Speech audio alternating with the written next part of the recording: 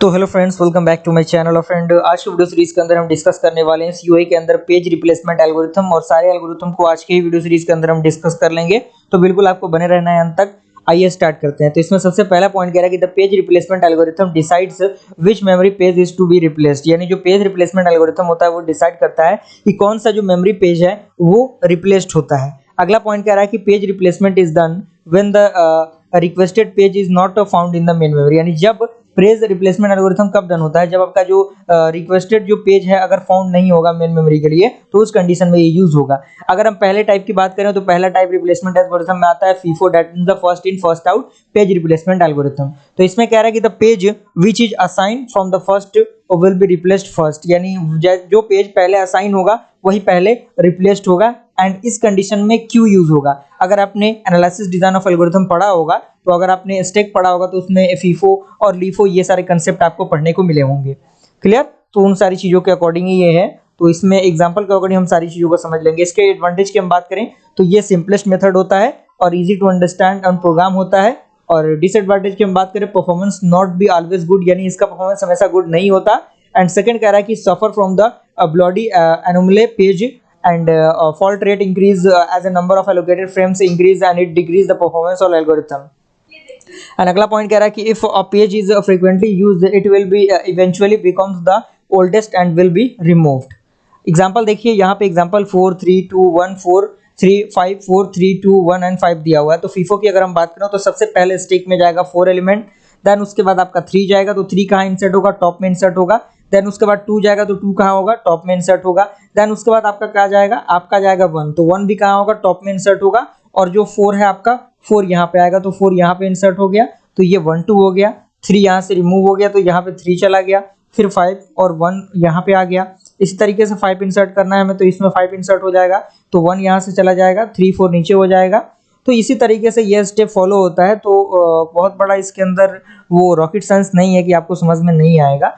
इसी तरीके से बारी बारी से एलिमेंट को इंसर्ट करते जाएंगे और रिप्लेस करते जाएंगे। एक फॉर्मूला होता है total page reference P is equal to S plus F, यानी S is the number of success and F is the number of failure. F आपका नंबर ऑफ फेलियर है। इसी में आपका ब्लडीज एनोमली आता है। तो इसमें कह रहा है कि let we increase the number of frames from 3 to 4।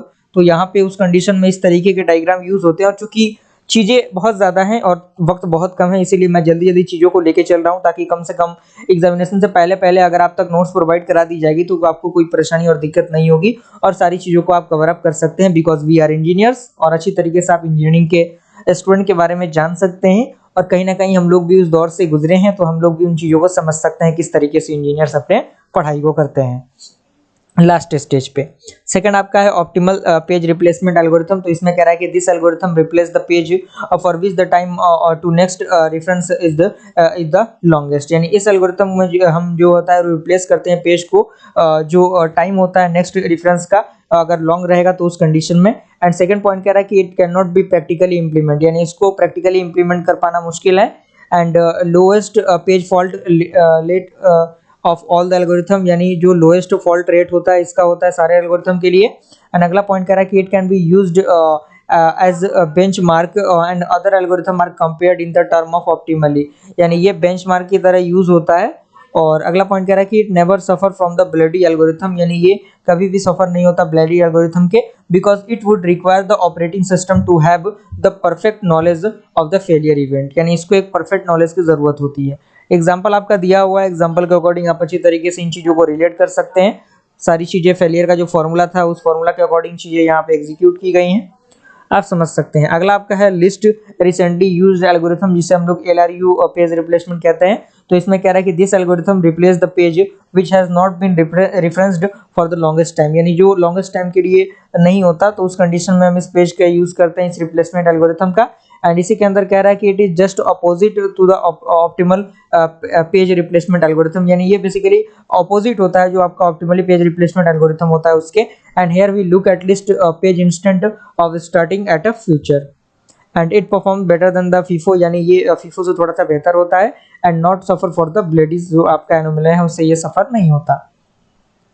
इसके रिगार्डिंग भी एक एग्जांपल दिया हुआ है, यानी प्रॉपर जो भी हमारे एल्गोरिथम में उनके रिगार्डिंग एक एक एग्जांपल आपको मिल जाएगा, जो कि आपके न्यूमेरिकल क्वेश्चन को भी तैयार करेगा और थ्योरेटिकल चीजों को भी तैयार करने में मदद करेगा। अगला आपका है लिस्ट फ्रिक्वेंटली यूज्ड, जिसे हम लोग LFU कहते हैं। और LFU से भी रिलेटेड कुछ टर्म्स आपको मिल जाएंगे, कुछ पॉइंट्स आपको मिल जाएंगे, तो आप इनको अपने अकॉर्डिंग लिख सकते हैं। कोई बहुत बड़ा उसमें रॉकेट साइंस नहीं है। तो सारी चीज़ें आपके सामने हैं। तो मुझे पूरी उम्मीद है कि सारी चीज़ें कवर अप हो गई होंगी। आपको मिलते हैं अगले वीडियो में, तब तक के लिए थैंक यू।